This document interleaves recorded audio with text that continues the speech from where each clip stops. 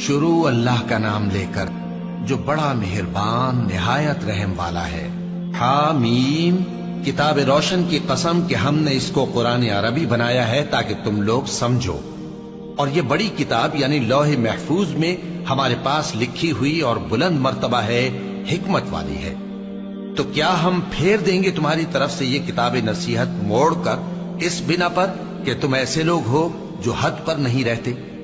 और हमने पहले लोगों में भी बहुत से पैगंबर भेजे थे, और जो पैगंबर भी उनके पास आता था तो वो उससे जरूर तमस्कुर करते थे। तो जो उनमें सख्त जोर वाले थे उनको हमने हलाक कर दिया, और पहले लोगों की हालत गुजर चुकी।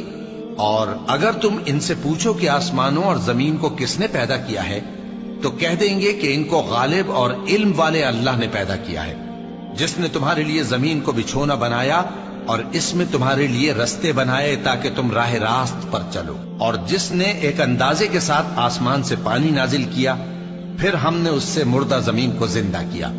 इसी तरह तुम जमीन से निकाले जाओगे।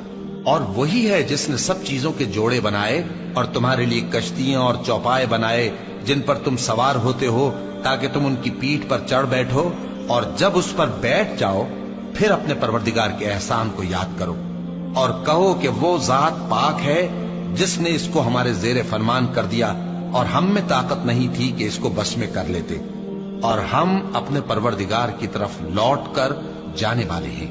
और उन्होंने उसके बंदों में से उसके लिए औलाद मुकर्रर की। बेशक इंसान सरासर नाशुक्रा है। क्या उसने अपनी मखलूकात में से खुद तो बेटियां ली और तुमको चुनकर बेटे दे दिए?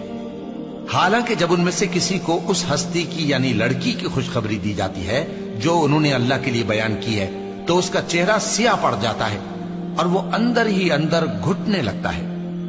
क्या वो हस्ती जो जेवरों में परवरिश पाए और झगड़े के वक्त बात न कर सके अल्लाह की औलाद हो सकती है?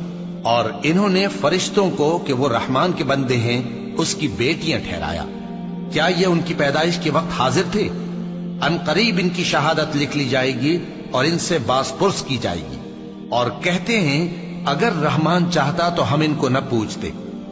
इनको उसका कुछ इल्म नहीं, ये तो सिर्फ अटकलें दौड़ा रहे हैं।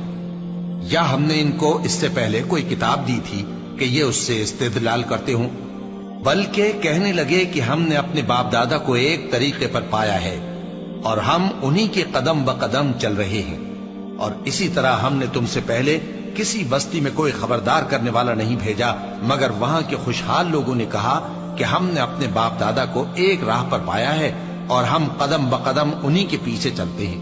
पैगंबर ने कहा अगरचे मैं तुम्हारे पास ऐसा दीन लाया हूं कि जिस रास्ते पर तुमने अपने बाप दादा को पाया वो उससे कहीं ज्यादा सीधा रास्ता दिखाता हो, तो कहने लगे कि जो दीन तुम देकर भेजे गए हो हम उसको नहीं मानने के।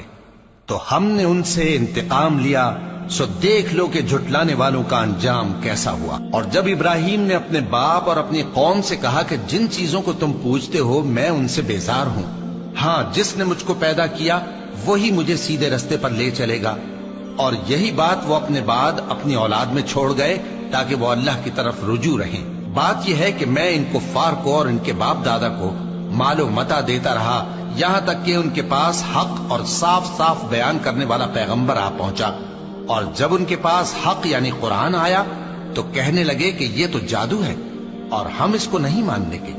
और ये भी कहने लगे कि ये कुरान इन दोनों बस्तियों यानी मक्के और ताइफ में से किसी बड़े आदमी पर क्यों नाजिल न किया गया?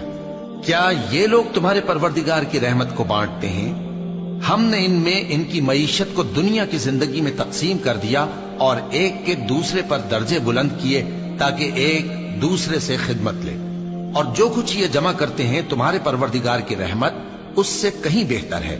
और अगर ये ख्याल न होता कि सब लोग एक ही जमात हो जाएंगे, तो जो लोग अल्लाह से इनकार करते हैं हम उनके घरों की छतें चांदी की बना देते और सीढ़ियां भी जिन पर वो चढ़ते, और उनके घरों के दरवाजे भी और तख्त भी जिन पर तकिया लगाते हैं, और ये सब चीजें सोने की भी बना देते।